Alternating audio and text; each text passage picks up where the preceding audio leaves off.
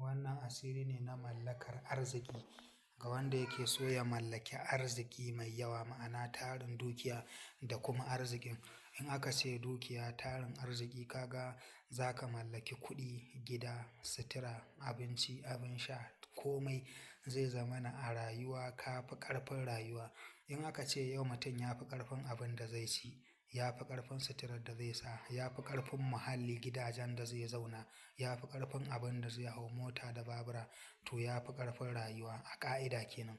To wannan asiri ne wanda in dai ka aikata shi za ka mallaki arziki ta inda ba ka yi zato ba, da ta inda kake zato ma. Da wannan wayar zuƙuhu ne min haisu la yahtasib, za ka samu arziki ta inda ba ka yi zato ba. Rauhanai ne, Allah ne ta taskarsa ta ko'ina, duk ta inda Allah zai fito ma da wannan arzikin. A ɗakinka za a ga rauhanai sun aje ma kuɗi miliyan 10, wanda haka miliyan 10 za ka iya siyan gida, za ka iya ɗan buɗe sana'a, za ka ɗan iya siyan mota ko ta miliyan 2 ce ko ta 3, duk dai ga yanan dai. Wannan asiri ne wanda tabbas in dai ka aikata shi, tabbas wannan asiri babu shakka cikinsa. Kuma za ka iya da kanka, za ki iya da kanki a ɗakinka, a shagonka, a gidanka, a koma ina za ka iya yin wannan asiri mai albarka. Muna godiya sosai sosai. Assalamu alaikum wa rahmatullahi ta'ala wa barakatuhu. Al'ummar faɗin duniya, barkamu da sake haɗuwa da ku a cikin wannan gida mai albarka na Gobe da Nisa TV. To muna godiya sosai sosai ga masoyan mu, jama'ar mu, al'umman mu na faɗin duniya, musamman mutanen da suke kiran mu suna saka mu ayyuka, da masu kan bincike da tambayoyi, da masu mana fatan alkhairi, musamman mutanen ƙasar mu Najeriya, mutanen Nijar, Kamaru, Chadi, Ghana, Algeria, Libya, Mali, Gabon, Taiwan, Qatar, Benin, Togo, Kenya, Sudan, Saudi Arabia, mutanen South Africa, Burkina Faso, Tanzania, Zimbabwe, ƙasar Congo, mutanen Guinea, Faransa, Afirka da sauran al'ummar faɗin duniya gaba ɗaya. Muna godiya sosai sosai da ake bibiyar mu a cikin wannan gida mai albarka na Gobe da Nisa TV.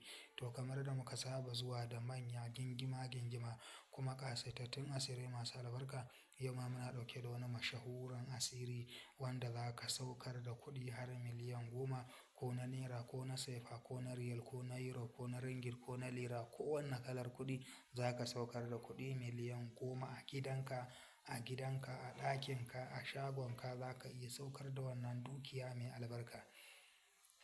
Yadda ake yin wannan aiki shine, waɗannan turarika guda biyu da kake gani su za ka je ka siyo. Wannan shine ga almandu ba, sai wannan mai hoton dala, shi ma wannan ne kanzul mali ne. Amma ba irin wancan asalin kanzul malin ba, wannan shi na daban ne. Insha Allah za ka ga hoton wani rauhani nan da baƙaƙen kaya da kuma hoton daloli a jikinsa. To waɗannan turarika guda biyu su za ka je ka siyo. Duka ba su da wani tsada, ba su da wani tsada, amma dai ka tabbatar masu kyau aka baka, kada a baka jabin, saboda in aka baka jabin ko kayi ba zai yi ba.